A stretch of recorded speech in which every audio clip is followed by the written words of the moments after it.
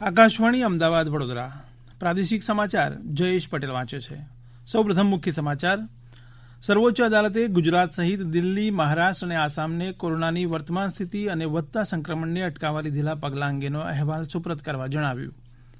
અમદાવાદ શહેરના પોલીસ કમિશનરે આજે બહાર પાડેલા જાહેરનામા મુજબ આજથી આગામી 7મી ડિસેમ્બર સુધી સમગ્ર અમદાવાદ શહેરમાં રાત્રિના 9 વાગ્યાથી સવારના 6 વાગ્યા સુધી કરફ્યુનો અમલ રહેશે. રાજ્યમાં રમકડા ઉત્પાદનને વેગ આપવા ટોય પાર્કની સ્થાપના કરવા શક્યતાદર્શી અહેવાલ તૈયાર કરવાની સૂચના મુખ્યમંત્રી વિજય રૂપાણીએ આપી.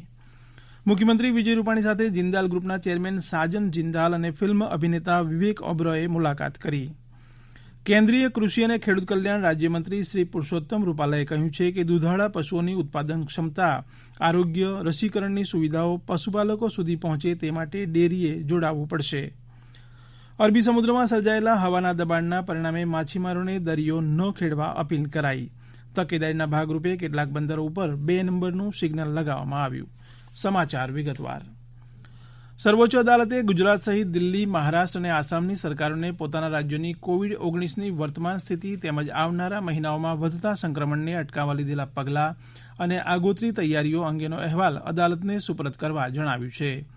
ન્યાયમૂર્તિ અશોક ભૂષણની અધ્યક્ષતાવાળી ખંડપીઠે આ રાજ્યોમાં કોવિડ-19ની વણસતી જતી પરિસ્થિતિ અંગે ચિંતા વ્યક્ત કરી છે. અદાલતે જણાવ્યું હતું કે ગુજરાત, દિલ્હી અને મહારાષ્ટ્રમાં નવેમ્બર માસમાં કોવિડ-19ના કેસમાં વધારો થયો છે. ખંડપીઠ દ્વારા કોવિડ-19 મહામારી દરમિયાન અવ્યવસ્થા અને મૃતદેહોની અદલાબદલી જેવા મુદ્દે કરાયેલી સુઓ મોટો અરજી પર સુનાવણી થઈ હતી. આ કેસમાં વધુ સુનાવણી શુક્રવારે યોજાશે. અમદાવાદ શહેરના પોલીસ કમિશનરે આજે બહાર પાડેલા જાહેરનામા મુજબ આજથી આગામી 7મી ડિસેમ્બર સુધી સમગ્ર અમદાવાદ શહેરમાં રાત્રિના 9 વાગ્યાથી સવારના 6 વાગ્યા સુધી કરફ્યુનો અમલ રહેશે.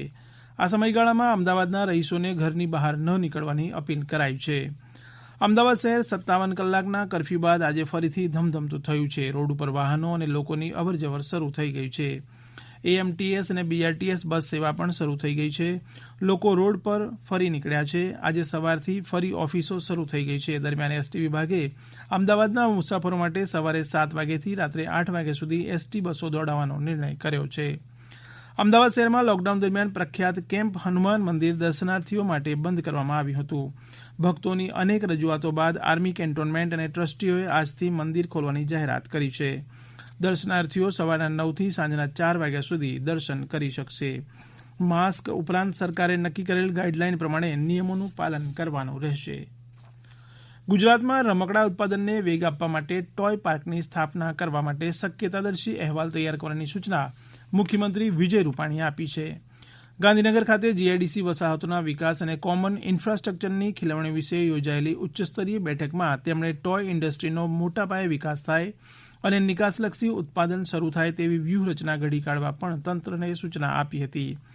આ બેઠકમાં જીઆઈડીસીના અધ્યક્ષ બળવંતસિંહ રાજપૂત, ઉદ્યોગ અધિક મુખ્ય સચિવ એમ.કે. દાસ અને જીઆઈડીસીના મેનેજિંગ ડિરેક્ટર થેન્નારસન હાજર રહ્યા હતા. આદર્શ ઔદ્યોગિક વસાહતોનો 5 સ્થળે નમૂનારૂપ વિકાસ કરવાની ચર્ચા પણ આ બેઠકમાં થઈ હતી. ઉપરાંત નવી વસાહત ઊભી કરવા માટે ડિમાન્ડ સર્વે કરવાનું સૂચન શ્રી રૂપાણીએ આ બેઠકમાં કર્યું હતું. ગાંધીનગર ખાતે મુખ્યમંત્રી વિજય રૂપાણી સાથે જિંદાલ ગ્રુપના ચેરમેન સાજન જિંદાલની મુલાકાત યોજાઈ હતી.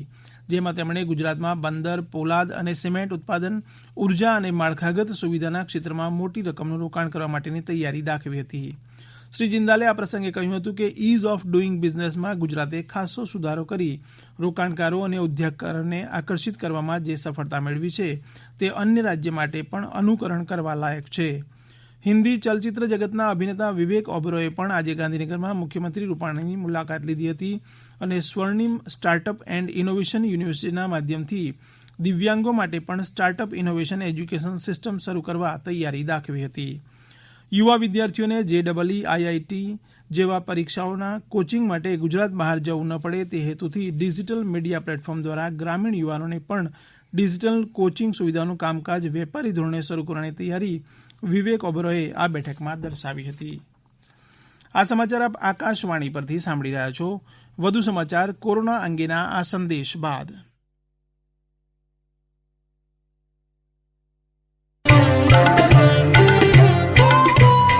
કોવિડથી બચવાના મહત્વપૂર્ણ 3 ઉપાય: માસ્ક પહેરો, 2 ગજનું સલામત અંતર જાળવો અને હાથ સાફ રાખો.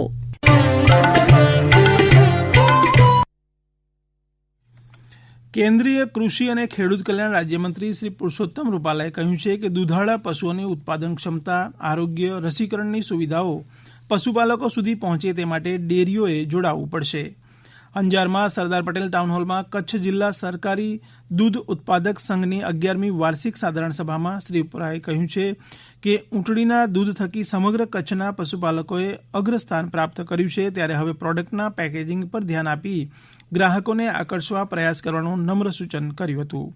આ ઉપરાંત ઓનલાઈન માધ્યમોનો ઉપયોગ કરીને પશુપાલકો અને ખેડૂતોની પ્રોડક્ટને લોકો સુધી પહોંચાડવા પણ સૂચન કર્યું હતું. આ પ્રસંગે સામાજિક શૈક્ષણિક પછાત વર્ગોનું કલ્યાણ અને પ્રવાસન રાજ્યમંત્રી શ્રી વાસણભાઈ આહિરે જણાવ્યું હતું કે કચ્છના ભૂકંપ બાદ જિલ્લામાં દૂધ ઉત્પાદન ક્ષેત્રે ક્રાંતિના મંડાણ થયા અને કચ્છને ખડું કરવામાં પશુપાલકોનો બહુ મોટો ફાળો રહેલ છે. અરબી સમુદ્ર સોમાલિયા પાસે ડિપ્રેશન સર્જાવાને કારણે હાલારના તમામ બંદરો પર 2 નંબરનું સિગ્નલ લગાવી દેવામાં આવ્યું છે. માછીમારોને દરિયો નહીં ખેડવાની ચેતવણી આપવામાં આવી છે. આ અંગે વધુ માહિતી આપે છે જામનગરના ઇન્ચાર્જ પોર્ટ ઓફિસર જેવી નાગવૈદ્ય. આજે બપોરે અમને મેલ દ્વારા જાણકારી મળી કે 2 નંબરનું સિગ્નલ લગાવવામાં આવેલું છે અને ફિશરમેનોને દરિયામાં ન જવા માટેની તમામ સૂચનાઓ આપી દીધી છે. તમામ ફિશિંગ બોટવાળાને કિનારા ઉપર બોલાવી લીધા છે અને વધુમાં વધુ પવન ફૂંકાશે એની માટે તાકેદારી માટે એ લોકોને તાકીદ સૂચના આપેલી છે કે દરિયામાં ન જવું. ફરીથી બીજો સૂચના ન મળે ત્યાં સુધી 2 નંબરનું સિગ્નલ. કોરોના રોગચાળાને લીધે કચ્છમાં આવતા સહેલાણીઓની સંખ્યામાં નોંધપાત્ર ઘટાડો નોંધાતા હસ્તકળા કારીગરોની આજીવિકા પર અવળી અસર થઈ છે. સંત કબીર એવોર્ડ વિજેતા એવા ભુજ તાલુકાના સરલી ગામના કારીગર કાયા સામત વણકર કહે છે કે કારીગરો પાસે વેચાણ માટે મોટો સ્ટોક તૈયાર છે, પણ કોઈ ગ્રાહક તૈયાર નથી. કાયા સામત બોલું, ગામ સરલી, તાલુકો ભુજ, કચ્છ. અમે પોતે વ્યવસાયી વણકરનું કામ કરીએ છીએ. અત્યારે આ કોરોના કારણે માણસો બહુ ઓછા આવે છે. ત્યારે કોરોના નહોતો ત્યારે બહુ માણસો આવતા અને બહુ ટુરિસ્ટ ને બધા અમારી કલાને જોવા આવતા. અત્યારે કોરોના કારણે બહુ અમારી બહુ તકલીફ છે અને માણસો કોઈ આવતા નથી. માલ પણ સ્ટોક પડ્યો છે. ત્યારે ગુજરાત ભાજપમાં ટોચના આગેવાન પૈકીના દિલીપ સંઘાણીની વરણી એનસીયુઆઈના અધ્યક્ષ તરીકે કરવામાં આવતા તેમની કર્મભૂમિ એવા અમરેલીમાં આનંદ છવાયો છે.